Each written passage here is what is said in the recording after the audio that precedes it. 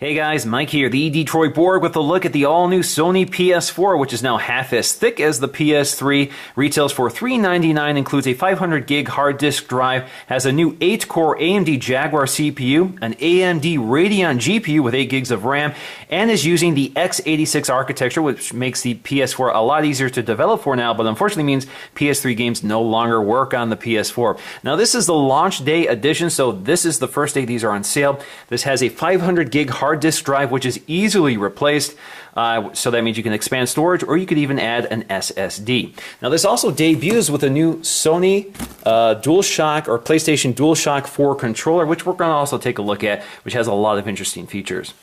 Alright, so let's go ahead and unbox this. I'm just going to cut the tape here. Alright, just going to pop this open, and here we go. Alright, so inside we have the new DualShock 4 controller. Just one of them in the launch day edition. We got to remove that plastic here.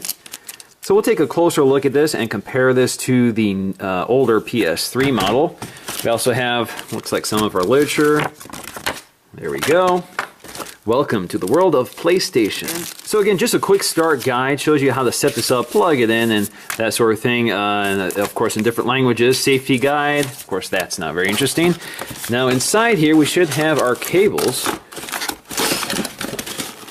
So we have a microphone and a single headphone which plugs into the new PS4 controller. We also have our micro USB charging cable. We have our power cable, and we have our HDMI cable, which is very handy to have. Of course, I will be using that. Now the great thing here is that we do have integrated power supply, just like the PS3, so we don't have a power brick, we just have our cable. Alright, so let's get to the PS4 itself, which is very lightweight, covered in plastic and styrofoam.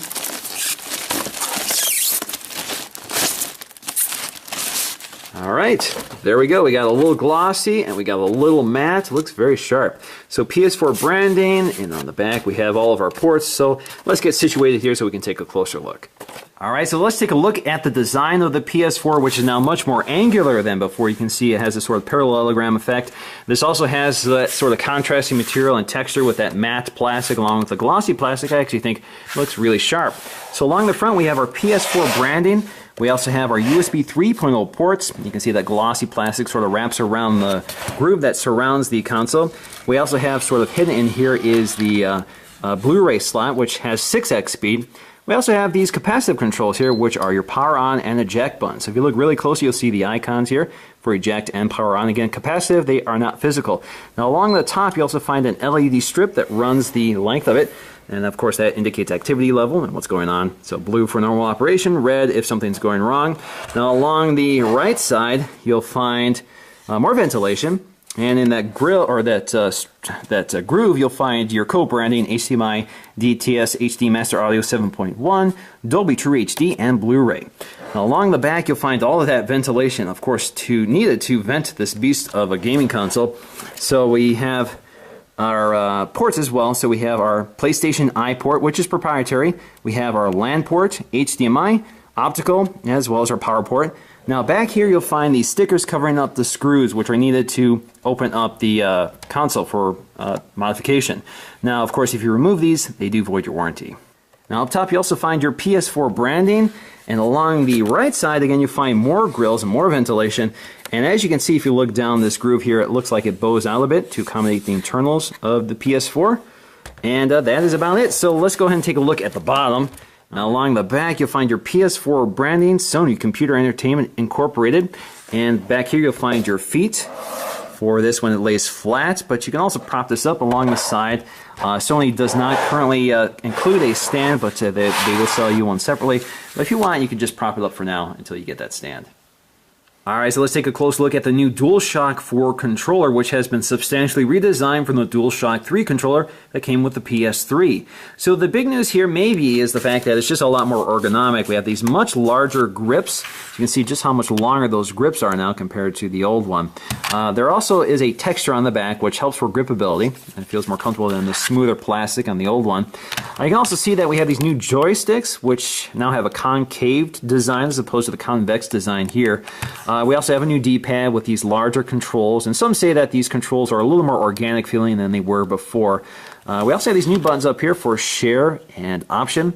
We also have a built-in speaker, so this can play back audio from the game right on your controller. Alternatively, you can also connect a headset right here. So the headset also supports the microphone. So for example, if you have your Apple EarPod, you could listen to your game as well as use the microphone input through that single headset. You also have the auxiliary port here, which is available for future expansion.